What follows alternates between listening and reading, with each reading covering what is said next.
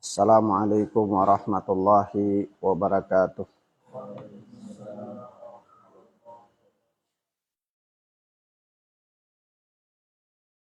Walhamdulillahi hamdan katsiran thayyiban mubarakan fih kama yuhibbu rabbuna wa yarda. Ashhadu an la ilaha illallah wahdahu la syarika lah wa ashhadu anna Muhammadan abduhu wa rasuluh sallallahu alaihi wa ala alihi wa ashabihi wa man tabi'ahum bi ihsanin ila yaumiddin. Amma ba'd. Ikhwanna fid din, a'azzani Allahu wa iyyakum. Kita sampai pada hadis yang ke-18 dengan kitab Bahjatu Qulubil Abrar oleh Asy-Syaikh Al-Allamah Abdurrahman bin Nasir As-Sa'di rahimana wa rahimahullah. Berkata Syekh, Al-Hadithu Thamina Asyarah, hadis yang ke-18. Adz-dzulmu dzulumatun yaumal qiyamah. Hadis yang ke-18 ini menerangkan bahwa kezaliman itu adalah kegelapan-kegelapan pada hari kiamat. Naam.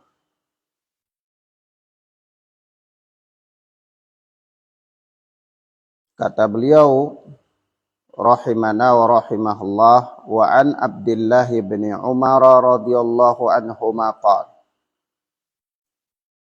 dan dari Abdullah bin Umar yang Allah telah meridhai beliau dan bapaknya, dia berkata, Abdullah bin Umar dikenal dengan Ibnu Umar. Beliau adalah sahabat Nabi sallallahu alaihi wa alihi wasallam dan anak dari sahabat. Naam. Beliau mempunyai sejumlah keutamaan baik dalam ketakwaan dan ilmu. Termasuk di antara barisan para sahabat yang banyak meriwayatkan hadis Nabi sallallahu alaihi wa alihi wasallam. Beliau berkata, qala Rasulullah sallallahu alaihi wasallam, Rasulullah sallallahu alaihi wasallam bersabda, adz-dzulmu dzulumatun yaumal qiyamah. Kedzaliman adalah kegelapan-kegelapan pada hari kiamat. Kata Syekh, muttafaqun alaih. Hadis ini adalah hadis muttafaqun alaih. Hadis yang disepakati kesahihannya oleh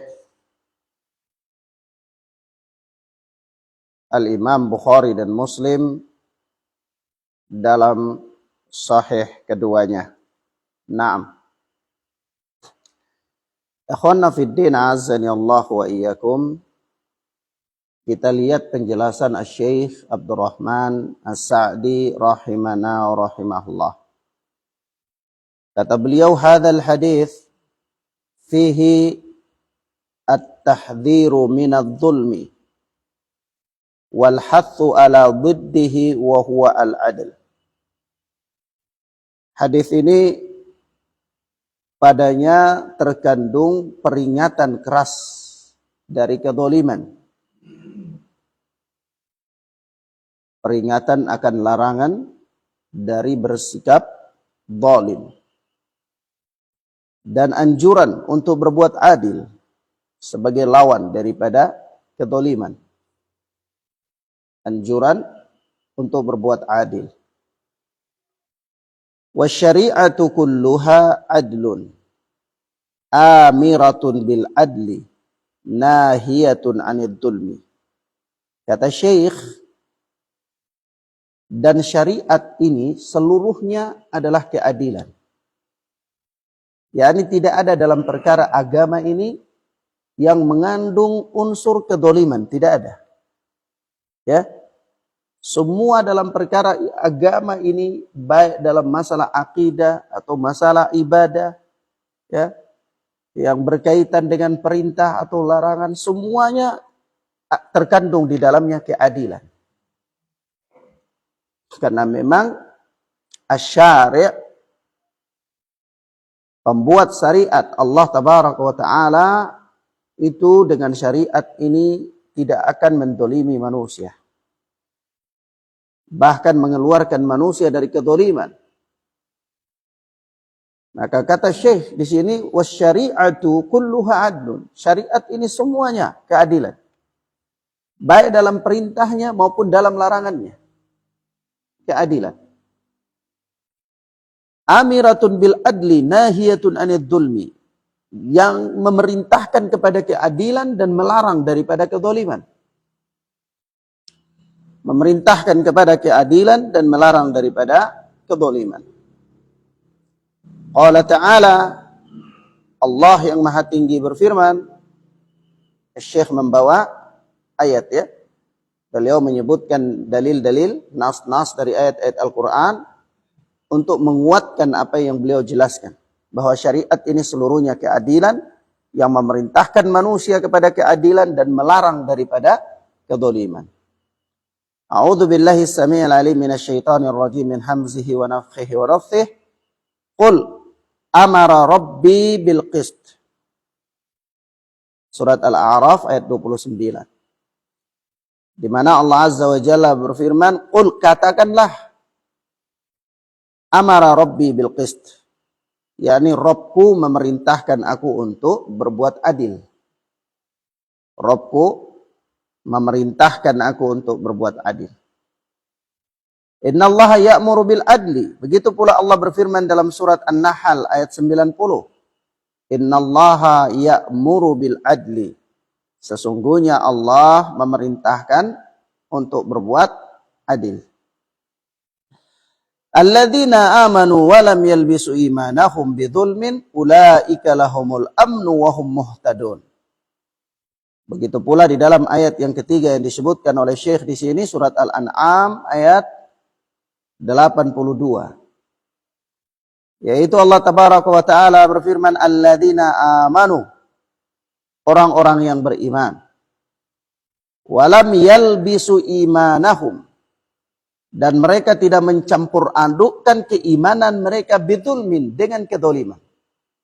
Ya, mereka tidak mencampur adukan keimanan mereka dengan kedoliman. Ulaika lahumul amnu wa hum muhtadun.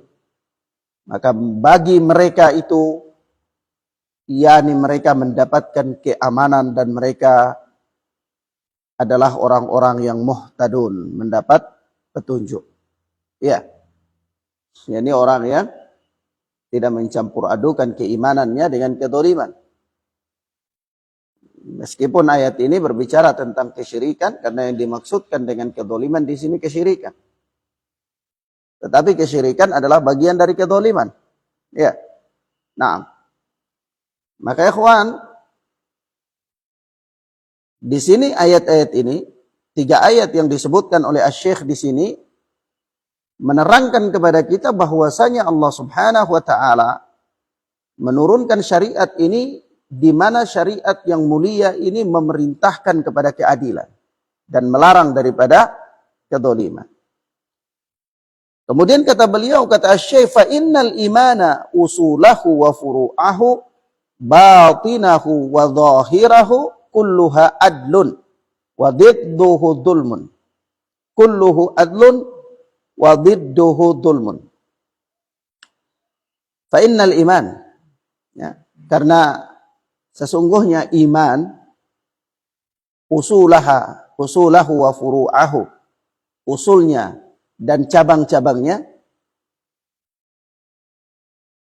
dohirnya dan batinnya, semuanya adalah keadilan. Alladzina amanu, orang-orang yang beriman. Orang-orang yang memiliki iman. Sementara iman itu cabangnya, furu'nya, cabangnya, usulnya, lahir, batin, semuanya keadilan. Maka iman yang tersusun padanya keadilan atau iman yang semuanya tercakup keadilan padanya itu, na'am, lawannya adalah kedoliman. Nah, barang siapa yang tidak mencampur adukan keimanan, keadilan dengan kedoliman, maka bagi mereka keamanan, dan mereka adalah orang-orang yang mendapat petunjuk. Nah, fa'adalul adli wa asluhu. Kemudian kata Syekh mulai jelaskan jenis-jenis keadilan, perbuatan yang dikatakan sebagai keadilan. Fa'adalul adli wa asluhu. Maka keadilan yang paling tertinggi dan pokoknya, seadil-adilnya keadilan, puncak dari keadilan atau keadilan yang paling tertinggi dan pokoknya dan usulnya adalah al-i'tirafu wa ikhlasu tauhid lillah. Mengakui dan memurnikan tauhid kepada Allah. Ini puncak dari keadilan. Ya. Nah, puncak dari syariat ini adalah tauhid. Ya. Maka puncak dari keadilan itu adalah al-i'tirafu wa ikhlasu tauhid lillah. Mengakui dan mengikhlaskan, memurnikan tauhid kepada Allah. Wal imanu bi sifatihi wa asma'ihil husna. Dan beriman terhadap nama-nama dan sifat-sifatnya yang baik, atau sifat-sifat dan nama-namanya yang baik. Nama-nama Allah Azza wa Jal. Wa ikhlasul dini wal ibadati lah. Serta mengikhlaskan agama dan ibadah kepada Allah. Memurnikan agama dan ibadah kepada Allah. Itu adalah keadilan yang paling tertinggi. Keadilan yang paling tertinggi. Itu mengakui, memurnikan tauhid kepada Allah. Naam, dan beriman terhadap sifat-sifat dan nama-nama Allah yang baik. Dan memurnikan agama dan ibadah kepadanya. Wa a'zamud dzulmi wa asyadduhu asyirku billah. Sedangkan kedoliman terbesar adalah asyirku billah, syirik kepada Allah. Kedoliman terbesar adalah syirik kepada Allah Azza wa Jal. Kama qala ta'ala, sebagaimana Allah yang maha tinggi berfirman, inna syirka la dzulmun azim. Sesungguhnya kesyirikan itu adalah kedoliman yang besar. Surat Luqman ayat 13. Sesungguhnya kedoliman itu, kesyirikan itu adalah kedoliman yang besar. Wa dzalika anna al-adla wad'u asy-syai'i fi mawdi'ihi wal qiyamu bil huquqil wajibah wa dzulma aksuhu. Kata Syekh, sebagaimana keadilan itu adalah meletakkan sesuatu pada tempatnya dan menegakkan hak-hak yang wajib, maka kedoliman adalah lawan darinya. Kalau keadilan itu adalah meletakkan sesuatu pada tempatnya dan menunaikan hak-hak yang wajib, maka kedoliman itu meletakkan sesuatu bukan pada tempatnya dan tidak menunaikan hak-hak yang wajib. Nah, kebalikan dari keadilan. Nah,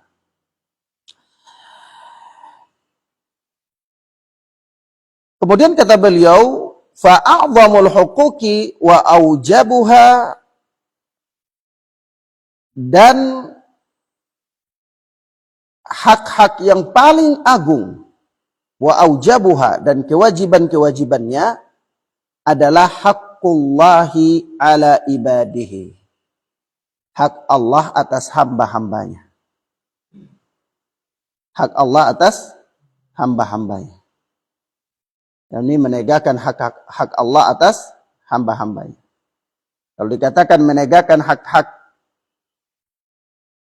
dan kewajiban-kewajibannya, maka hak-hak yang paling tinggi dan kewajibannya itu adalah hak Allah atas hamba-hambanya. Hak Allah atas hamba-hambanya. Naam.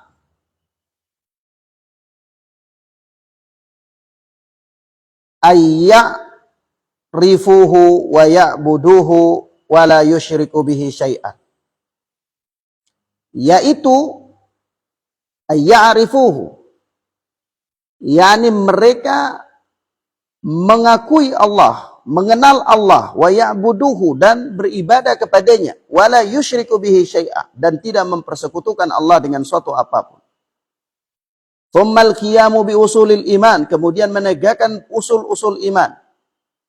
Wa syara'i'il Islam, dan syariat Islam.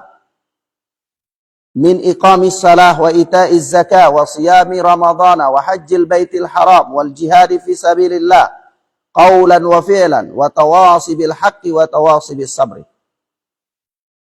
Dan apa?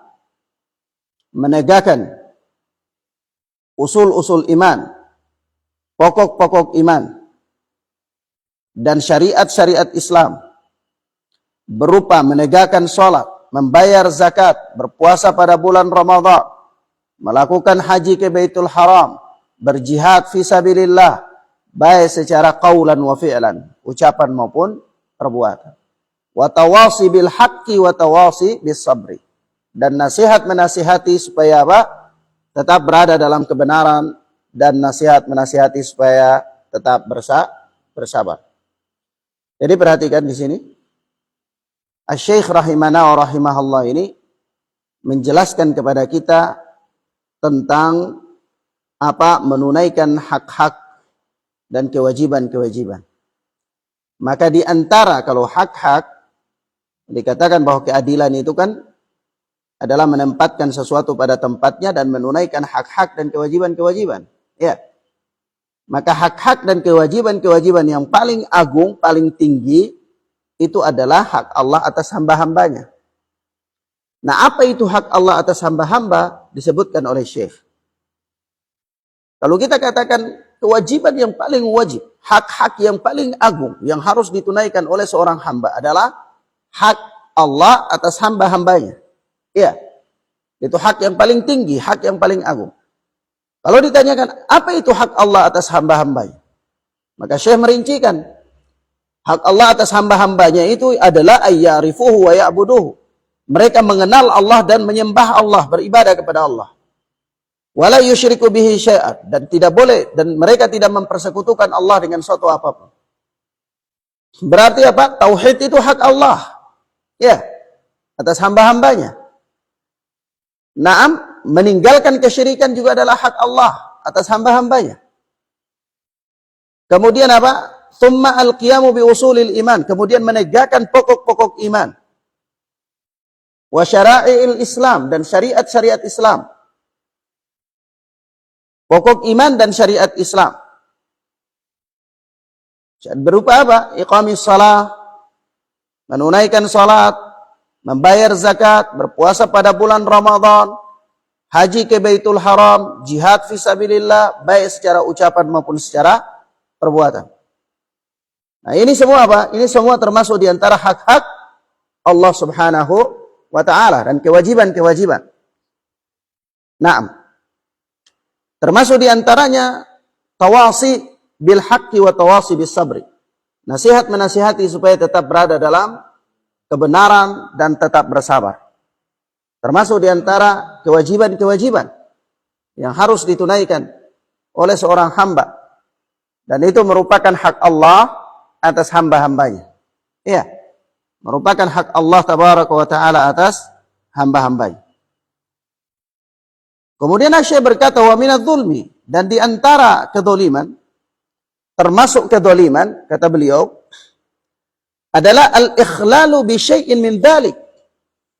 yakni mengurangi sesuatu dari itu semua. Mengurangi sesuatu di antara perkara-perkara tersebut yang disebutkan, yaitu tauhid, yakni tidak ikhlasnya, kurangnya ikhlas dalam beribadah, dalam memurnikan ibadah kepada Allah, atau terjatuh dalam kesyirikan. Apakah syirik besar atau syirik asghar, syirik kecil, atau kurang sempurna dalam menegakkan sholat, atau membayar zakat, atau dia melalaikan berpuasa pada bulan Ramadan, atau tidak sempurna dalam menjalankan puasa pada bulan Ramadan, dan seterusnya. Kalau dia mengurangi sesuatu dari itu semua, atau dia tidak melakukan salah satu darinya, maka itu kedzaliman. Itu apa? Kedzaliman. Mafhum ya? Sampai di sini paham ya, ikhwan? Maka kedzaliman itu, ikhwana fiddin azani Allah wa iyyakum, ada kedzaliman yang paling tinggi yang berkaitan dengan hak-hak Allah. Apabila seseorang dia tidak melakukannya, maka itu terhitung kedzaliman yang berkaitan dengan hak-hak Allah. Ya, ada kedzaliman antara makhluk yang terjadi antara makhluk. Ada kedzaliman yang terjadi antara makhluk dengan Allah, yaitu dia tidak menunaikan hak-hak Allah. Ada kedzaliman yang terjadi antara manusia dengan manusia, sesama makhluk. Naam, yakni dia tidak memberikan hak-hak manusia. Naam, kemudian apa? Ada kedzaliman yang terjadi pada dirinya sendiri. Ada kedzaliman yang terjadi pada dirinya sendiri. Yakni dia menganiaya dirinya. Menganiaya dirinya. Yang paling ringannya seperti seorang berjalan di jalan menggunakan satu sendal. Ya, termasuk mendolimi dirinya. Yang satunya pakai sendal, yang satunya tidak. Ya, nah, dan seterusnya. Jadi kedzaliman terhadap diri sendiri.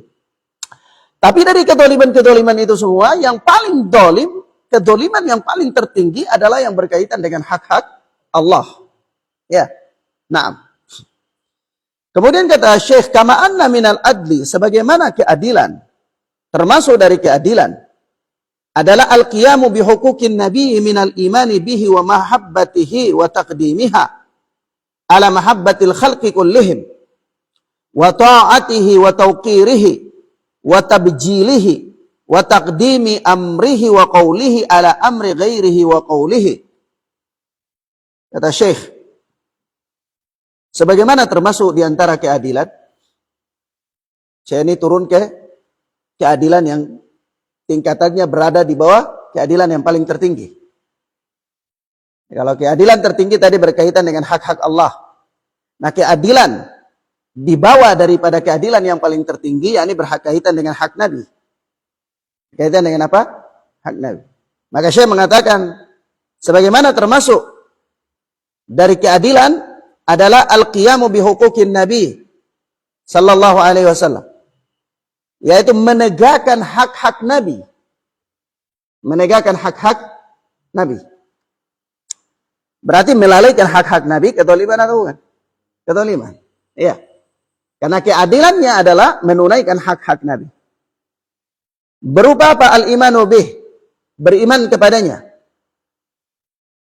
Kalau ada orang dia mengaku bahwa ada nabi yang lain selain daripada Nabi Muhammad sallallahu alaihi wasallam, maka ini berarti dia mendustakan Nabi. Dia mendustakan Nabi. Ini termasuk kedzaliman. Termasuk kedzaliman.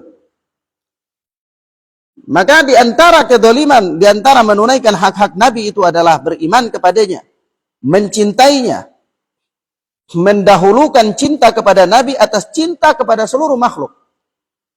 Ya? Mendahulukan cinta kepada Nabi di atas cinta kepada seluruh makhluk. Artinya apa, ikhwan? Kalau kecintaan kepada makhluk itu berbenturan dengan cinta kepada Nabi, maka cinta kepada Nabi lah yang didahulukan. Cinta kepada Nabi manusia harus dikorbankan. Iya. Walaupun itu kepada anaknya, kepada bapaknya, kepada ibunya, kepada istrinya, dan seluruh manusia. Dan seluruh manusia. Maka seseorang harus mengedepankan cintanya kepada Rasul di atas cintanya kepada selainnya, kepada makhluk. Kepada makhluk. Kalau kecintaannya kepada makhluk mendorong dia untuk melakukan hal-hal yang bertabrakan dengan kecintaannya kepada Nabi, maka dia harus tinggalkan kecintaan kepada makhluk tersebut. Ya, dia harus abaikan. Dia harus abaikan. Karena dia harus memilih mengedepankan cintanya kepada Rasul di atas cintanya kepada seluruh makhluk. Itu adalah bagian dari menunaikan hak Rasul. Wa ta'atihi wa tauqirihi wa tabjilihi, dan menaatinya serta menghormati dan memuliakannya. Menaati Nabi itu hak Nabi. Ya. Hak Nabi itu ditaati oleh umatnya. Maka barang siapa yang tidak menaati Nabi sallallahu alaihi wasallam, maka dia telah berbuat kedoliman. Dia telah mendolimi Nabi sallallahu alaihi wasallam. Karena di antara keadilan itu menunaikan hak Nabi. Dan di antara hak Nabi adalah menaati Nabi sallallahu alaihi wasallam. Ya. Menaati Nabi sallallahu alaihi wasallam, menghormatinya. Menghormati Nabi. Yang tidak boleh melakukan hal-hal yang melecehkan Nabi sallallahu alaihi wasallam. Baik syariat yang dibawa atau pribadi kepribadian beliau. Ya, tidak boleh, harus dihormati. Bahkan sampai-sampai Allah Subhanahu wa taala melarang meninggikan suara di atas suara Nabi. La tarfa'u aswatakum fawqa sautin Nabi. Ya, jangan meninggikan suara kalian di atas suara Nabi sallallahu alaihi wasallam. Ini termasuk bagian dari menghormati Nabi sallallahu alaihi wasallam wa tabjilihi, dan memuliakannya. Memuliakan beliau. Memuliakan Nabi termasuk di antara hak Nabi. Hak Nabi sallallahu alaihi wasallam. Wa taqdimi amrihi wa qawlihi ala amri ghairihi wa qawlihi, dan mendahulukan perintah dan sabda Nabi di atas perintah dan sabda selainnya dan ucapan selainnya, selain Nabi. Jadi kalau ada sabda Nabi, kemudian ada ucapan manusia, makhluk, siapapun dia, yang harus kita memilih, atau ketika bertabrakan, maka sabda Nabi sallallahu alaihi wasallam yang harus dikedepankan daripada ucapan siapapun. Ya. 6. Atau perintah Nabi ketika bertabrakan dengan perintah makhluk, maka perintah Nabi sallallahu alaihi wasallam harus dikedepankan atas perintah siapapun. Ya, di atas perintah siapapun. Jadi ketaatan terhadap perintah makhluk itu bersyarat. Ketaatan yang bersyarat. Artinya, ketika perintah tersebut dia bertentangan dengan perintah Rasul, maka ketaatan tersebut harus diabaikan. Ketaatan terhadap perintah tersebut harus diabaikan. Kenapa? Karena ketaatan terhadap perintah Rasul harus dikedepankan atas perintah selainnya. Nah, mafhum ya? Baik. Maka dari itu tidak ada taat kepada makhluk dalam rangka bermaksiat kepada Allah Azza wa Jalla. Dan tidak taatnya kepada Rasul itu termasuk bermaksiat kepada Allah. Kenapa? Karena man ata Allah faqad ata ar-Rasul. Barang siapa yang taat kepada Allah, maka sungguh dia telah taat. Barang siapa yang man ata ar-Rasul faqad ata Allah. Barang siapa yang taat kepada Rasul, maka orang ini taat kepada Allah. Ya. Karena Rasul tidak mungkin memerintahkan hal yang bertentangan dengan perintah Allah. Rasul tidak mungkin melarang hal yang bertentangan dengan larangan Allah. Tidak mungkin. Jadi menaati Rasul konsekuensinya adalah menaati Allah.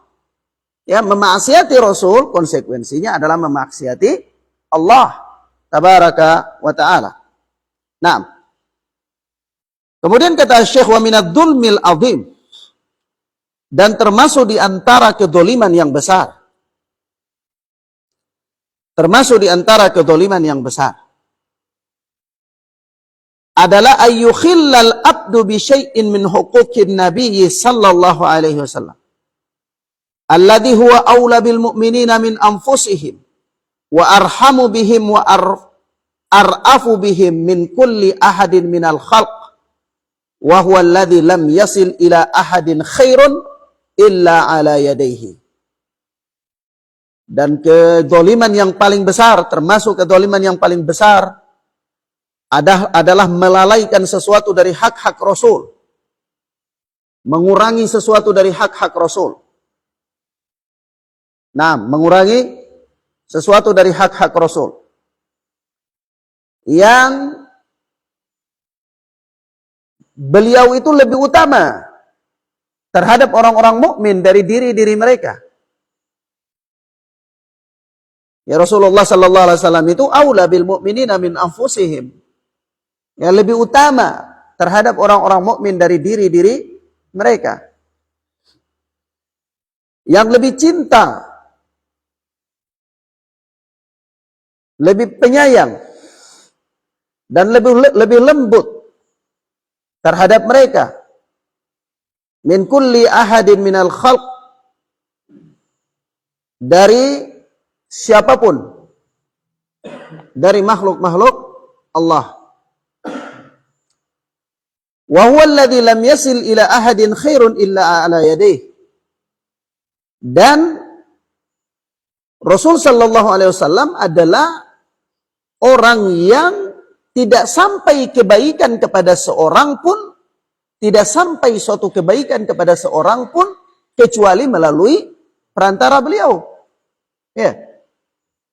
Seorang tidak bisa mendapati kebaikan untuk jalan menuju akhirat kecuali melalui perantara Rasulullah sallallahu alaihi wasallam. Kebaikan apa saja, kebaikan apa saja, kecil ataupun besar, yang mengantarkan manusia pada kehidupan, kebahagiaan, keselamatan, ketentraman, kehidupan di dunia, atau keselamatan, kebahagiaan, ketentraman pada kehidupan di akhirat, kecuali harus melalui Rasul. Perantara Rasul. Rasul yang mengajarkannya. Rasul yang menunjukkannya. Rasul yang merincikan inilah kebaikan-kebaikan yang didapati dalam kehidupan dunia dan kehidupan akhirat. Inilah keburukan-keburukan yang bisa membahayakan dalam kehidupan dunia maupun dalam kehidupan akhirat. Ditunjukkan oleh Rasul. Tidak ada suatu kebaikan pun yang didapati oleh seseorang atau yang sampai kepada seseorang kecuali melalui perantara Rasul. Kecuali apa? Melalui perantara Rasul. Maka kalau demikian ada ya ikhwan, maka Rasul lebih pantas untuk apa? Dikedepankan. Ya, lebih pantas untuk dicintai. Ya, beliau lebih pantas harus lebih lagi dihormati dan seterusnya. Nah, karena beliau termasuk orang yang paling sayang, paling cinta terhadap kaum mukminin dari siapapun.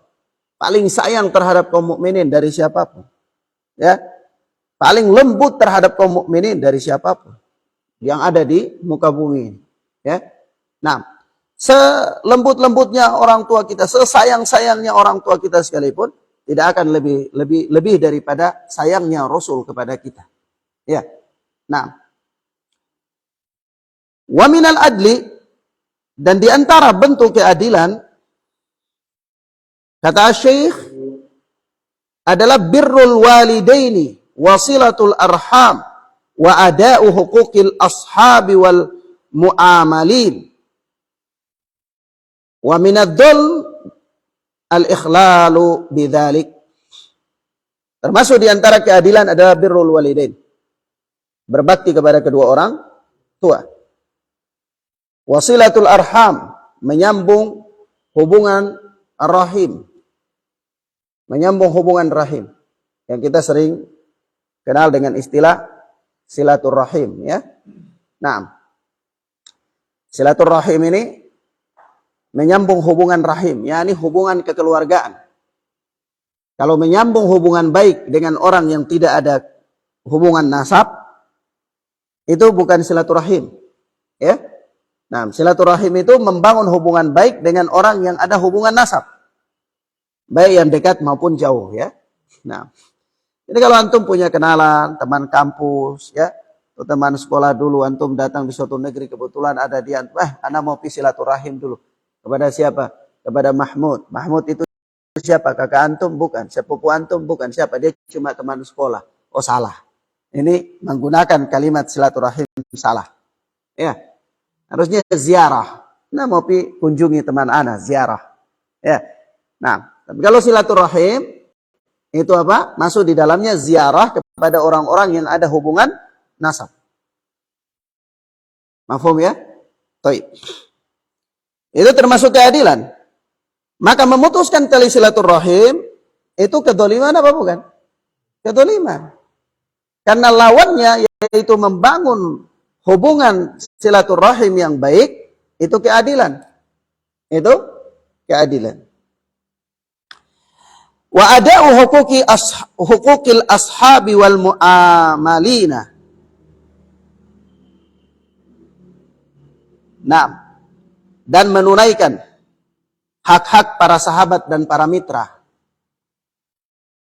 Punya sahabat-sahabat, maka dia punya hak sebagai sahabat, sebagai teman. Ditunaikan hak-hak pertemanan. Ya. Nah, jangan didolimi, jangan dijahili, jangan disakiti. Ya, jangan ditipu. Kata Rasulullah, man ghasyana falaysa minna.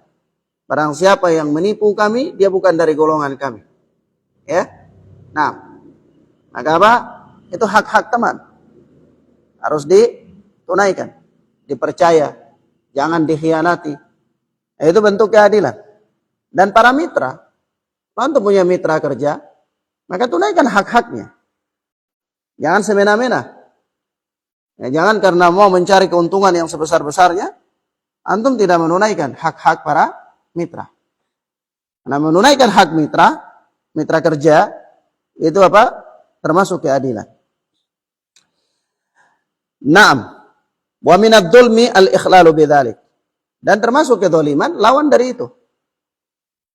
Kalau antum hukukul walidain, durhaka kepada kedua orang tua, memutuskan tali silaturahim, tidak menunaikan hak-hak sahabat dan tidak menunaikan hak-hak mitra kerja, itu termasuk kedzaliman. Ya. Nah. Lalu kata Syekh, wa minal adli qiyamu kullin minaz zawjaini bihaqqil akhar. Termasuk dari keadilan itu, masing-masing dari suami istri menegakkan hak-haknya. Suami menegakkan haknya sebagai suami, dia tegakkan, dia berikan hak-hak istri. Ya, istri pun dia berikan hak-hak suami. Nah, di antara hak-hak suami, hak-hak kewajiban suami, hak istri adalah dia harus yang pertama menafkahi istri. Menafkahi lahir dan batin. Ya.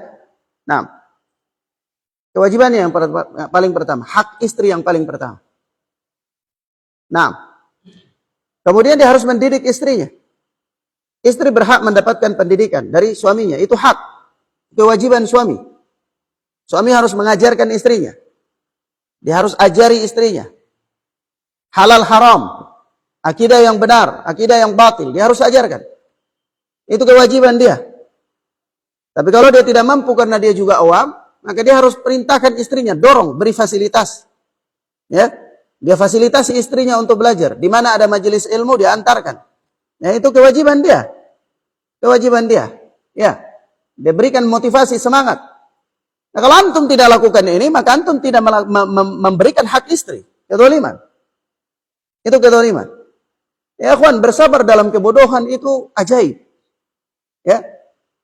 Hanya orang-orang dungu saja yang bisa bersabar dalam kebodohan. Jadi orang jangan bersabar dalam kebodohan. Ya, kalau bodoh cepat-cepat singkirkan, itu penyakit. Ya, jangan sabar dalam penyakit tersebut. Ya, itu jangan malas tahu, tidak boleh. Kemudian melindungi istri. Istri perlu dilindungi. Dilindungi dari berbagai macam permasalahan. Ya, dilindungi dari dalam, dilindungi dari luar. Nah, termasuk melindungi istri adalah membatasi dia dari teman-teman yang jelek. Ya, bergaul dengan teman yang jelek, berkomunikasi dengan teman yang jelek. Itu kewajiban suami. Kewajiban suami. Ya. Nah, karena itu hak-hak istri. Hak-hak apa? Istri. Dan banyak sekali hak istri yang harus dipenuhi oleh suami. Banyak sekali. Nah, kemudian apa? Hak suami, istri harus memberikan hak suami. Kalau hak suami itu gampang saja. Hak suami itu tidak banyak. Menaatinya. Menaati suami dalam hal-hal yang ma'ruf. Ya. Nah. Kemudian memenuhi kebutuhan ranjangnya. Nah, itu hak suami. Kewajiban istri. Kewajiban apa? Istri. Mengurus rumah dan anak-anaknya. Termasuk mengurus harta suami. Itu kewajiban istri. Ya. Jangan istri tinggal ongkang-ongkang kaki. Apalagi kalau anak sudah besar, kadang-kadang istrinya udah nggak tahu lagi. Duduk aja. Nyantai. Ya, semua kadang-kadang dikasih urus ke anaknya. Ini keliru. Keliru. Dia harus berlomba di situ untuk mendapatkan pahala. Karena kalau dia melakukannya, walaupun anaknya sudah besar, anaknya mungkin bisa lakukan pekerjaan dalam rumah, bantu dia, tapi dia lakukan. Kenapa? Karena kalau dia tidak lakukan, ini dia memberikan menghilangkan kesempatan untuk berbakti kepada suaminya. Menghilangkan kesempatan untuk mendapatkan pahala. Ya. Nah, ini kedua-duanya harus menegakkan haknya. Sang suami menegakkan hak istri, sang istri menegakkan hak suami. Hak istri itu banyak yang harus dipenuhi oleh suami. Memberikan dia makan, memberikan dia tempat tinggal. Ya. Kemudian memberikan dia pakaian. Kemudian memberikan dia, itu termasuk nafkah ya. Kemudian menjaga dia, terus menjaga dia. Memberi dia pendidikan. Memberi dia pendidikan. Dan seterusnya. Ya, menjaga itu ya termasuk suami berhak untuk membatasi istri. Ya. Sampai-sampai ikhwan kadang-kadang ada hal-hal yang mubah. Kalau tidak disukai sama suami dan dilarang istrinya, maka wajib bagi istri untuk mengikutinya. Walaupun itu hanya hal mubah. Hal mubah itu misalnya hal yang kalau dilakukan juga tidak berdosa, tinggalkan juga tidak berdosa ya. Misalnya katakanlah pakaian lah, kalau dia pakai pakaian misalnya warna coklat, suami yang tidak suka, jangan kau pakai pakaian warna coklat. Dia ituruti, dapat pahala di situ. Ya. Dia dapat pahala. Dengan menuruti suaminya di situ dapat pahala. Padahal ini hal mubah. Ya. Atau dalam hal makanan. Suaminya larang dia untuk makan suatu makanan yang dalam pandangan suami nggak bagus misalnya. Dia turuti di situ. Nah di sini dapat pahala. Karena termasuk menunaikan hak suami. Nah hak suami itu ditaati. Ya ditaati. Dalam hal-hal yang apa? Yang ma'ruf. Yang ma'ruf. Yang baik. Selama bukan dalam hal untuk bermaksiat kepada Allah Azza wa Jalla. Naam. Ini perkara penting ya ikhwan. Azzani Allahu wa iyyakum. Wa man akhalla bidzalika minhuma fa huwa zalim. Kata Syekh, barang siapa yang mengurangi ya sesuatu dari kedua hal ini, maka dia zalim. Ini suami mengurangi memberikan hak istri, zalim. Istri mengurangi menunaikan hak suami, zalim. Istrinya zalimah. Ya. Nah. Maka dari itu perlu adanya ilmu. Kemudian kata Syekh, wa dzulmun nasi anwa'un katsiratun yajma'uha qawluhu fi khutbatihi fi hajjatil wada'. Kedzaliman manusia itu jenis-jenisnya banyak. Banyak jenis. Artinya kalau kita bicarakan tentang jenis kedzaliman itu banyak sekali, kita bisa menulisnya itu buku satu kontainer peti kemas itu nggak cukup kalau jenis kedzaliman. Ya. Karena nanti misalnya bunuh semut zalim, bunuh nyamuk pakai raket listrik zalim, ya. Kemudian banyak kedzaliman banyak. Kalau mau hitung jenisnya banyak, ya. Maka dari itu tidak disebutkan jenisnya. Bagus kalau kita tahu kaidahnya. Ya, supaya setiap hal yang termasuk dalam kaidah dikatakan zalim. Di luar daripada kaidah bukan zalim, begitu. Ya. Maka kata Syekh, wa dzulmun nasi anwa'un katsirah. Ya, kedzaliman manusia itu banyak sekali. Banyak. Yajma'uha qawluhu fi khutbatihi fi hajjatil wada'. Nabi sallallahu alaihi wasallam merangkumnya dalam khutbah beliau di Haji Wada. Karena jenis-jenis kezaliman banyak, tapi Nabi rangkum dia dalam kalimat yang simpel bisa mencakup semua kalau kita urai. Ya, yaitu beliau sabdakan kalimat tersebut pada haji wada. Disebutkan haji wada ini haji perpisahan. Itu ketika Nabi lakukan haji, Nabi pulang wafat. Ya, maka disebut haji wada. Yaitu pada tahun ke-10 Hijriah. Nabi pulang dari haji wada, tahun ke-10 Hijriah, tahun 11 Hijriah Nabi wafat. Ya. Nah itu apa? Di sini hadisnya kata Nabi sallallahu alaihi wasallam, "Inna dima'akum wa amwalakum wa aradakum alaikum haramun ka hurmati yaumikum hadza fi syahrikum hadza fi baladikum hadza." Sesungguhnya darah kalian, harta kalian, kehormatan kalian adalah haram atas kalian. Sebagaimana kehormatan hari kalian, sebagaimana kehormatan hari kalian ini, bulan kalian ini, dan negeri kalian ini. Ya. Yani kehormatan hari waktu Nabi berkhutbah di Haji Wada itu hari hari Arafah ya. Itu hari yang luar biasa, hari Arafah. Ya. Kemudian ini juga terjadi pada hari Jumu'ah. Kemudian pada bulan apa? Pada bulan bulan haram, ya. Pada bulan haram. Kemudian di negeri yang suci, yaitu di Makkah Al-Mukarramah, tanah haram, ya. Nah, maka di sini Nabi sebutkan 3 hal yang berkaitan dengan manusia, yaitu darahnya, hartanya, kehormatannya. Nah, kalau darah seseorang ditumpahkan dengan cara yang tidak benar, dolim. Karena darah manusia terhormat. Ya, paham ya? Begitu juga harta. Kalau harta manusia diambil dengan cara yang tidak benar, dolim. Karena itu termasuk perampasan. Ya. Nah, harta manusia terjaga. Kehormatan. Kehormatan manusia itu terpelihara. Barang siapa yang melanggar kehormatan manusia dengan cara yang tidak benar, dolim. Itu dolim. Misalnya memfitnah dia, menggibah dia, ya menuduh dia dengan tuduhan yang tidak benar, ini dolim karena melanggar kehormatannya. Ya, maka itu apa? Dolim. Maka syariat yang mulia ya kawan, syariat yang mulia ini datang untuk menjaga kehormatan beberapa perkara. Pertama, menjaga kehormatan jiwa. Itu berkaitan dengan darah. Ya. Jiwa manusia itu dijaga, terhormat, tidak boleh dirampas, ditumpahkan darahnya dengan cara yang tidak benar. Kemudian menjaga kehormatan nasab. Menjaga kehormatan apa? Nasab. Nah, ini termasuk a'rad, kehormatan diri ya, harga diri. Kemudian menjaga kehormatan harta. Tidak boleh dirampas, dilanggar dengan cara yang tidak benar. Tambah satu, yaitu menjaga kehormatan akal. Itu akal itu tidak boleh dirusak. Tidak boleh dirusak dengan apa? Minuman keras dan sejenisnya. Makanya akal itu terhormat, tidak boleh dirusak. Nah, maka barang siapa yang melakukan pelanggaran terhadap itu, khusus dalam pembahasan kita ini adalah, dalam hadis ini 3 perkara, darah, harta, dan kehormatan seseorang, maka ini dia dolim. Dia melanggarnya dengan cara yang tidak benar, tidak hak, dolim. Ya. Nah, maka asalnya darah manusia itu terpelihara.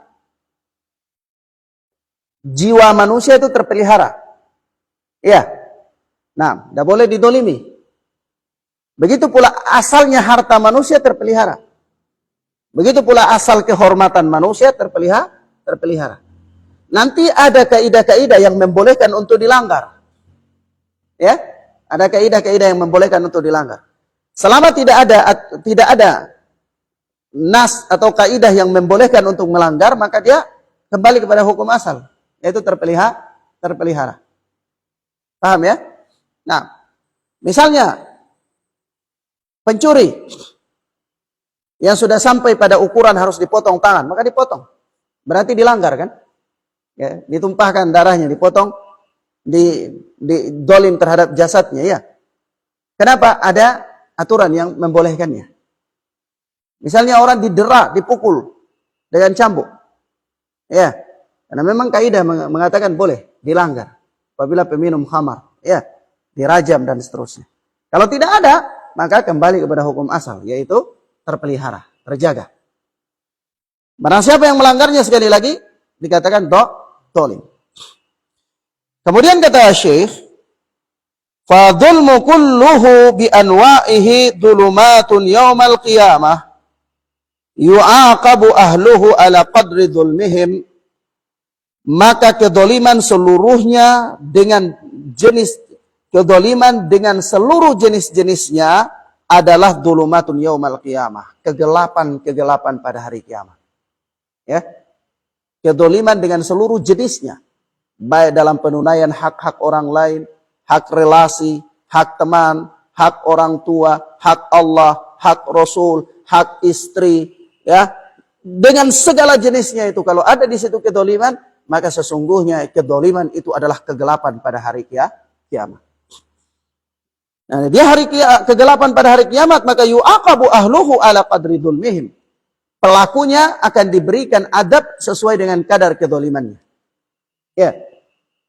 Pelakunya dia apa? Berikan adab sesuai dengan kadar kedoliman. Diberikan hukuman sesuai dengan kadar kedoliman. Wa yujazal madlumuna min hasanatid dhalimina. Dan apa? Orang-orang yang terdolimi itu akan diambil kebaikan-kebaikan orang yang mendolimi. Orang-orang yang terdolimi akan mengambil kebaikan-kebaikan orang yang mendolimi. Terdolimi akan mengambil kebaikan-kebaikan orang yang mendolimi. Fa in lam yakun lahum hasanatun au faniyat ukhidha min sayyi'atihim faturihat 'alad dhalimin. Apabila orang yang mendolimi itu tidak mempunyai kebaikan-kebaikan, atau funiat, atau kebaikannya sudah habis, karena diambil sama banyak orang, saja sudah habis, ya, karena dia mendolimi banyak orang misalnya, atau kedolimannya terlalu banyak, jadi diambil sampai sudah habis, maka ukhidha min sayyi'atihim faturihat 'alad dhalimin.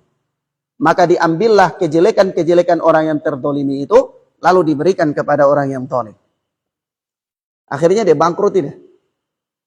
Bangkrut tidak? Bangkrut, ya. Dia datang dengan kebaikan yang banyak, tapi ternyata kebaikan itu diambil kepada orang yang terdolimi, yang dia dolimi.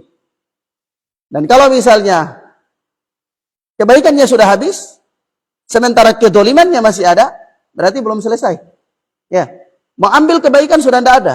Bagaimana caranya? Ambil keburukan orang yang dia dolimi untuk diberikan kepadanya. Akhirnya dia bangkrut. Datang dengan pahala yang banyak, tapi pahalanya habis, justru tambah beban.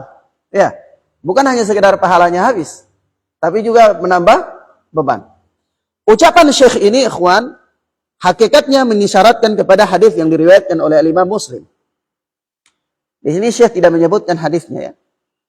Tapi di sini beliau mengisyaratkan kepada hadis yang diriwayatkan oleh Imam Muslim rahimana wa rahimahullah di dalam sahihnya. Yaitu hadis tentang orang yang bangkrut. Di mana Rasulullah pernah bersabda kepada para sahabat, atadrunal muflis? Tahukah kalian siapa yang bangkrut itu? Qalu al-muflis fina man la dirhama lahu wala mata. Kata para sahabat, orang yang bangkrut di tengah-tengah kami itu orang yang tidak punya dirham dan tidak punya harta benda. Dan tidak punya uang dan tidak punya kekayaan yang lain. Itu menurut definisi sahabat. Dilihat dari tinjauan dunia, ya. Nah, Rasulullah sallallahu alaihi wasallam berbicara secara umum, bahasanya umum bangkrut. Jadi yang dipikirkan oleh para sahabat ya urusan dunia. Ya, maka mereka mengatakan al-muflis fina man la dirhama wala mata. Orang yang bangkrut di tengah-tengah kita itu orang yang tidak punya uang, tidak punya dirham dan tidak punya kekayaan.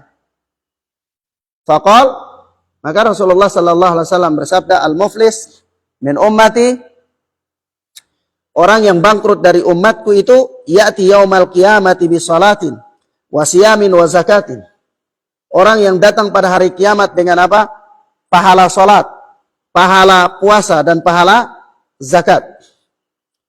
Tapi wa ya'ti qad syatama hada wa qadhafa hada wa daraba hada.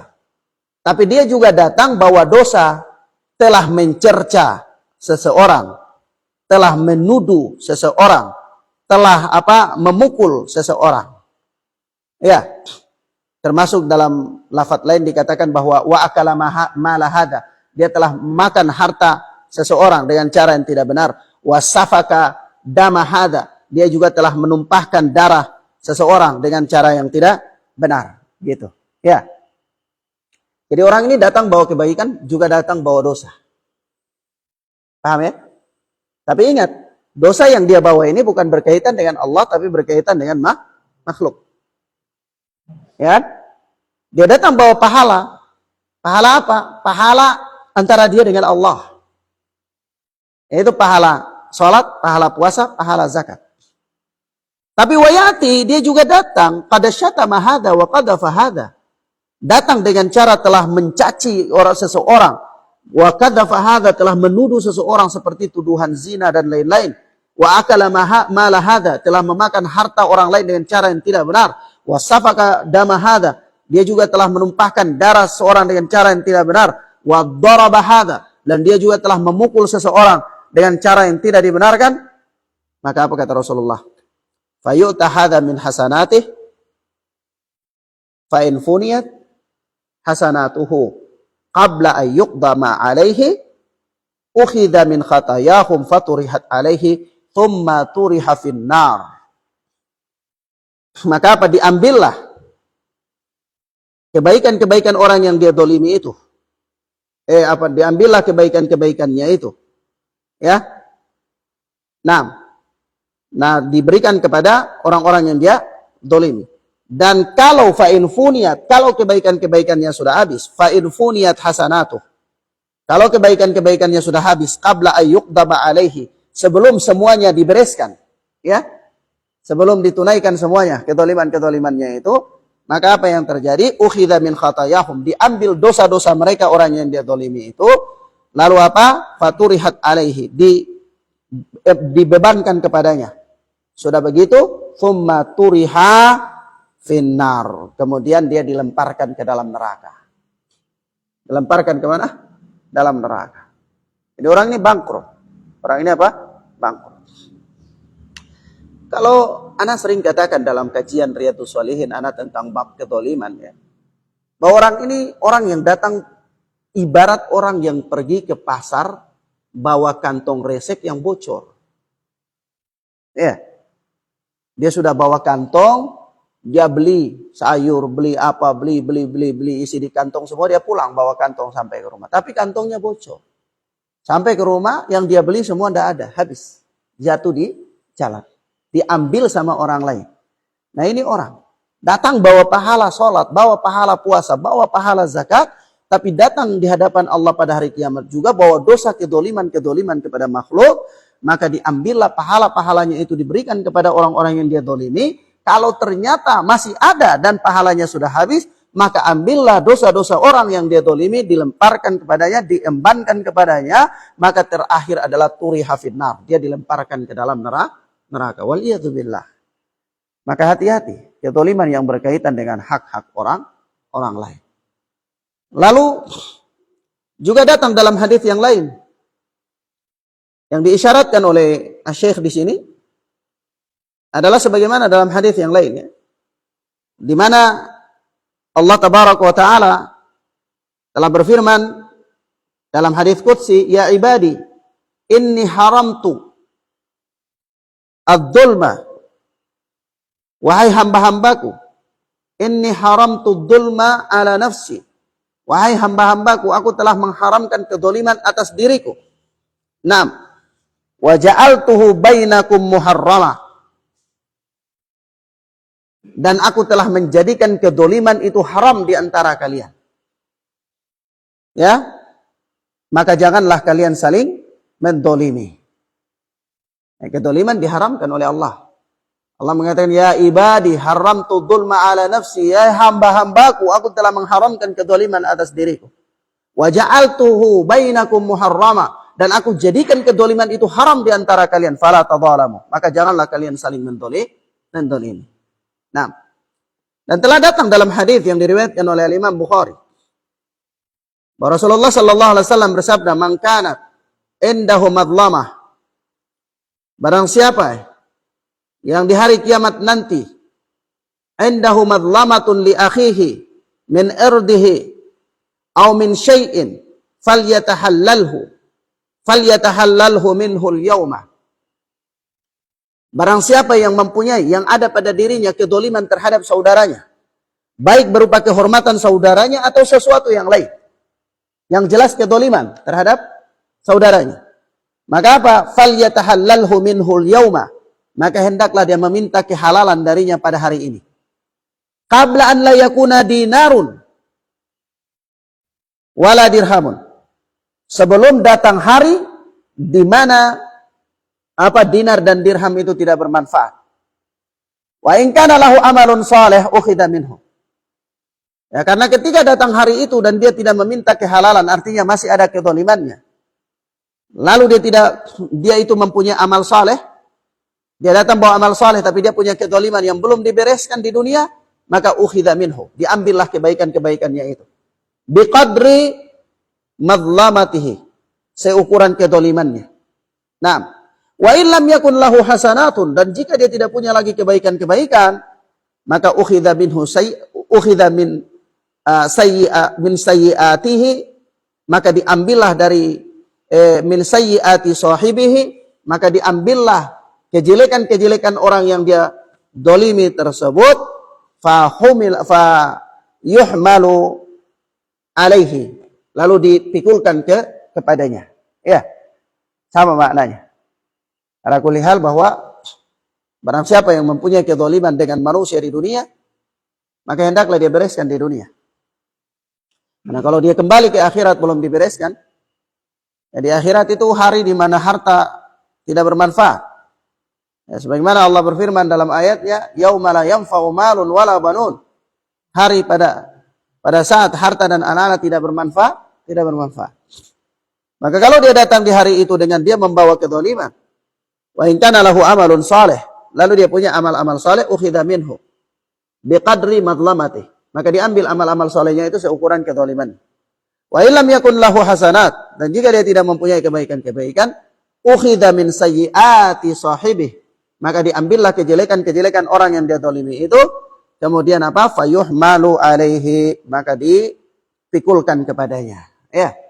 Nah, ini bahaya berkaitan dengan kezaliman. Maka kata Syekh Ikhwan Fiddin azani Allah wa iyyakum, kata Syekh, wal adlu kulluhu nurun yaumal qiyamah, adapun keadilan seluruhnya adalah cahaya pada hari kiamat. Keadilan itu seluruhnya cahaya pada hari kiamat. Cahaya pada hari kiamat. Sebagaimana Allah tabaraka wa taala berfirman dalam surat Al-Hadid ayat yang ke-12, yauma taral mu'minina wal mu'minat yas'a nuruhum baina aydihim wa bi aymanihim busyrakumul yauma jannatun tajri min tahtihal anharu khalidina fiha. Naam, dalika fawzul azim. Kata Allah, ya tatkala engkau melihat orang-orang mukmin, laki-laki dan perempuan, yas'a nuruhum baina aydihim wa bi aymanihim, cahaya mereka berjalan di depan mereka dan di sebelah kanan mereka. Busyrakumul yauma, adalah kabar gembira kepada kalian pada hari jannatun, pada hari ini, yaitu dengan jannatun tajri min tahtihal anharu khalidina fiha, surga yang mengalir di bawahnya sungai-sungai yang kalian kekal di dalamnya. Dalika fawzul azim, itulah kemenangan yang besar. Yani cahaya. Keadilan itu adalah cahaya. Orang yang menunaikan hak-hak Allah, hak Rasul, hak sesama makhluk, baik pada diri maupun pada kehormatan, maupun pada darah seseorang, pada harta seseorang, maka itu artinya adalah cahaya pada dirinya. Cahaya pada hari kiamat, ya, yang akan menuntunnya ketika dia berjalan di atas siratal mustaqim, di atas sirat, di atas apa? Di atas sirat yang dibentangkan di atas punggung jahannam. Naam. Kemudian ikhwan, azzani Allah wa iyyakum, Asy-Syaikh berkata di sini. Kata Syekh Abdurrahman Sa'di rahimana wa rahimahullah. Wadzulmu thalathatu anwa'. Kedzaliman itu ada 3. Kedzaliman itu ada 3 jenis. Ini garis besar ya. Kedzaliman itu ada 3 jenis. Ini jika dilihat dari balasannya atau dari ukuran balasannya, dari balasannya. Nah, mafhum ya. Yang pertama itu nau'un la yaghfiruhullah. Yang pertama adalah kedzaliman yang tidak diampuni oleh Allah. Kedzaliman yang tidak diampuni oleh Allah. Dalam tanda kutip ya, kecuali dia bertobat dengan taubat nasuha. Ya. Tapi kalau dia tidak bertobat, mati dalam keadaan tidak bertobat, tidak diampuni oleh Allah kedzaliman ini. Ya. Yaitu apa? Wa huwa asyirku billah, syirik kepada Allah. Sebagaimana Allah berfirman, "Innallaha la yaghfiru an yushraka bih." Sesungguhnya Allah tidak mengampuni apa? Dosa syirik kepadanya. Jadi kedzaliman yang pertama adalah kedzaliman yang tidak diampuni oleh Allah jika pelakunya tidak bertobat sebelum wafat. Yaitu apa? Syirik kepada Allah. Yang kedua, nau'un la yutrakullahu minhu syai'a. Jenis yang kedua adalah jenis yang kedzaliman yang tidak akan dilewatkan oleh Allah. Tidak akan ditinggalkan sedikit pun oleh Allah. Pasti dihitung oleh Allah. Dibalas. Ya. Nah. Yaitu apa? Wa huwa dzulmul ibadi ba'dhum li ba'din. Famin kamali adlihi ay yaqtassal khalqu ba'dhum min ba'din biqadri madzalimihim. Nah. Kedzaliman yang tidak diluputkan oleh Allah sedikit pun, yang tidak diabaikan oleh Allah, tidak ditinggalkan oleh Allah sedikit pun, pasti dihitung sekecil apapun, itu adalah dzulmul ibadi ba'dhum li ba'din. Kedzaliman hamba-hamba. Kedzaliman di antara hamba, sebahagian terhadap sebagian yang lain. Ini pelanggaran hak orang lain ya. Kedzaliman di antara hamba, sebahagian atau sebagian yang lain.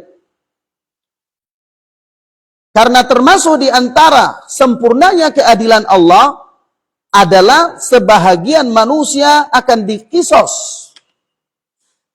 dengan sebahagian yang lainnya sesuai dengan kadar kedzalimannya. Ya, sebagian manusia akan mengkisos sebagian yang lain. Anda yang terdolimi akan membalas kisos orang yang mendolimi Anda sesuai dengan kadar kedzaliman yang dia lakukan. Ya, sesuai dengan apa kadar kedzaliman yang dia lakukan. Telah berlalu, Anda sebutkan hadis tentang apa? Keadilan yang ditegakkan di antara 2 ekor kambing ya. Kambing yang menanduk sampai patah tanduknya atau terdolimi, dia akan dibangkitkan untuk kisos, dia balas. Manusia juga akan menegakkan kisos. Dia akan mengkisos, membalas orang yang mendoliminya itu pada hari kiamat. Ini termasuk di antara keadilan Allah, sempurnanya keadilan Allah. Nah, maka ingat ikhwan, kalau seseorang dia wafat dalam keadaan dia masih mempunyai kedzaliman di antara sesama makhluk, dia tidak meminta kehalalannya, maka dosa ini tidak akan diluputkan oleh Allah. Sekecil apapun pasti ditegakkan keadilan oleh Allah. Ya. Paham ya? Yang ketiga, jenis yang ketiga, nau'un tahta masyiatillah. Jenis kedzaliman yang berada di bawah kehendak Allah. Di bawah kehendak Allah, walaupun dia tidak bertobat. Tapi kalau misalnya Allah berkehendak, Allah memaafkan dia. Iya, Allah tidak hitung dosa itu. Kedzalimannya itu ya, diabaikan oleh Allah. Kalau Allah berkehendak. Ini kedzaliman, jenis kedzaliman yang berada di bawah kehendak Allah Azza wa Jalla. Yaitu yang bagaimana Ustaz? Jenis kedzaliman ini adalah insya'a aqaba alaihi wa insya'a afa'an ahli. Ya, jika Allah berkehendak, Allah akan menghukumnya, dan jika Allah berkehendak, maka Allah akan memaafkan orang yang melakukannya itu. Itu dosa apa? Wa huwa dzunubul lati bainal ibadi wa baina rabbihim fi ma duna syirk. yaitu dosa antara seorang hamba dengan Allah selain daripada syirik. Selain daripada apa? Syirik. Misalnya dosa apa? Misalnya dosa minum khamar. Ya. Atau dosa misal tidak berpuasa. Ini antara dia dengan Allah. Kalau dia mati tidak bertaubat, maka dia berada di bawah masyiatillah, kehendak Allah. Ya. Kalau Allah berkehendak, Allah akan menghukum dia sesuai dengan dosanya itu. Namun jika Allah berkehendak juga, maka Allah akan memaafkan dia. Mafhum ya? Naam. Maka ini dosa-dosa besar selain daripada syirik. Juga termasuk. Maka ini keyakinan ahlu sunnati wal jamaah, bahwa seorang mukmin yang dia melakukan dosa-dosa besar selain daripada syirik, atau selain daripada amal-amal yang mengeluarkan dia dari Islam, itu kalau dia mati dan dia tidak bertobat, maka dia berada di bawah kehendak Allah. Kalau Allah berkehendak, Allah akan menghukumnya. Kalau Allah berkehendak, maka Allah akan memaafkan dia. Gitu. Paham ya? Jadi kedoliman itu secara garis besar jika dilihat dari balasannya, maka dia ada 3. Ada kedoliman yang tidak akan diampuni oleh Allah Subhanahu wa ta'ala kalau dia mati tidak bertobat, yaitu syirik. Yang kedua, ada kedoliman yang tidak diluputkan oleh Allah, tidak ditinggalkan oleh Allah sekecil apapun. Pasti Allah tegakkan keadilan atasnya di hari kiamat. Yaitu apa? Apabila berkaitan dengan hak-hak orang lain. Ya, berkaitan dengan hak istri, berkaitan dengan hak anak, berkaitan dengan hak tetangga, dan hak orang lain pada umumnya. Nah, ada yang ketiga adalah kedoliman yang dia dibawa di kehendak Allah. Kalau Allah berkehendak, Allah ampuni. Kalau Allah berkehendak, Allah akan hukum. Yaitu apa? Dosa-dosa antara dia dengan Allah selain daripada syirik. Selain daripada syirik. Tapi kalau mencuri, itu berkaitan dengan hak Allah apa? Hak orang. Hak orang. Maka dosa mencuri kalau tidak bertaubat, di bawah kehendak Allah atau tidak? Tidak. Tidak berada di bawah kehendak Allah pelakunya. Akan ditegakkan keadilan oleh Allah di hari kiamat. Karena dia masuk dalam jenis yang kedua. Paham ya? Mengerti ya ikhwan? Naam. Baik, demikian akhwana fiddin azani Allah wa iyyakum, ini yang bisa kita sampaikan pada pembahasan malam ini. Mudah-mudahan bermanfaat bagi kita insyaallah taala. Wallahu taala a'lam bissawab. Dengan demikian kita telah selesaikan penjelasan dari Syekh Abdurrahman As-Sa'di rahimana wa rahimahullah tentang hadis yang ke-18. Insyaallah pertemuan berikut kita masuk pada hadis yang ke-19. Wassallallahu ala nabina Muhammad wa ala alihi wa sahbihi wasallam.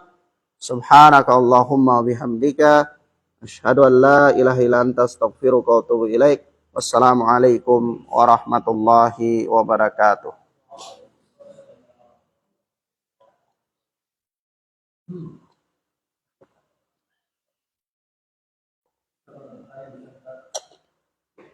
Berkaitan dengan kedoliman antara sama manusia, antara hamba.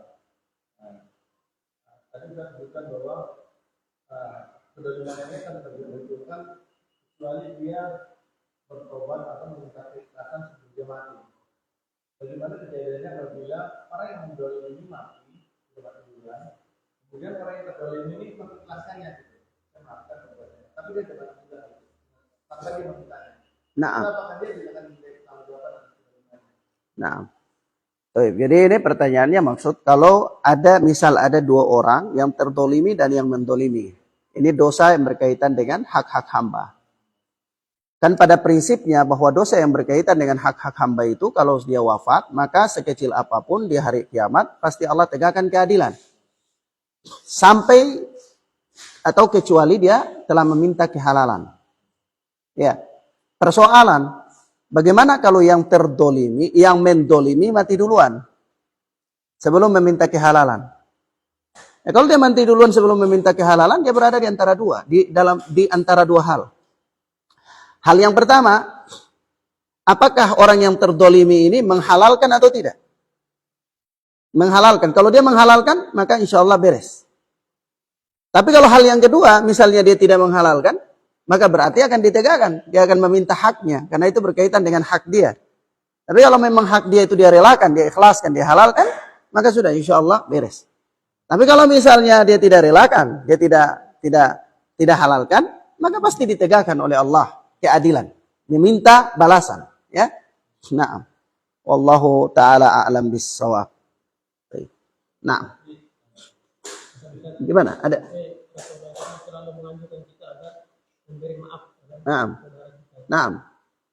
Iya, naam. Memang ada orang kan jenis manusia. Kita tidak bicara tentang posisi orang memberikan maaf atau tidak memberikan maaf. Kita bicara dari sisi orang yang mendolimi, orang yang berbuat maksiat. Nah, tapi kalau kita bicara dari sisi orang yang dirugikan, ya sebagai seorang muslim, ya selama itu bukan hal-hal yang terlalu prinsip dalam pelanggaran-pelanggaran syariat yang berkaitan dengan hak-hak Allah misalnya, kalau dengan hak-hak dia saja, maka gampang-gampang untuk memberikan maaf. Tentu orang yang memaafkan di sini dia mempunyai fadilah yang besar. Kenapa kita muslim itu, seorang muslim yang baik dianjurkan untuk bergampang-gampang memberikan maaf? Karena ini berkaitan dengan hak-hak orang yang Allah telah tetapkan dalam ketetapan Allah bahwa sampai hari kiamat perkara ini akan ditegakkan. Makanya supaya jangan ada begitu, ya kita diperintahkan untuk bergampang-gampang memberikan maaf. Supaya jangan ada yang kisas-kisas yang demikian di hari kiamat. Lalu Allah motivasi kita supaya memberikan maaf itu dengan memberikan pahala-pahala. Sudah memang Anda disakiti sama dia, tapi kalau Anda memberikan maaf itu Anda nilainya ini loh, bonus, pahala gitu kan. Nah, kita dimotivasi dengan pahala oleh Allah. Naam, termasuk menolong saudara kita yang berbuat zalim. Tidak, naam. Baik, wallahu a'lam. Naam. Apakah mungkin bisa melanjutkan? Apakah ada kemungkinan ketika terjadi proses saling hisab itu, apakah ada kemungkinan mereka bisa saling memaafkan? Karena kejadiannya misalnya antara orang tua dan anak. Apakah mungkin orang tua yang sama anaknya pada saat di akhirat nanti anaknya akan memaafkan? Tidak ada lagi. Tidak ada kemungkinan itu. Kemungkinan itu telah putus ketika wafat.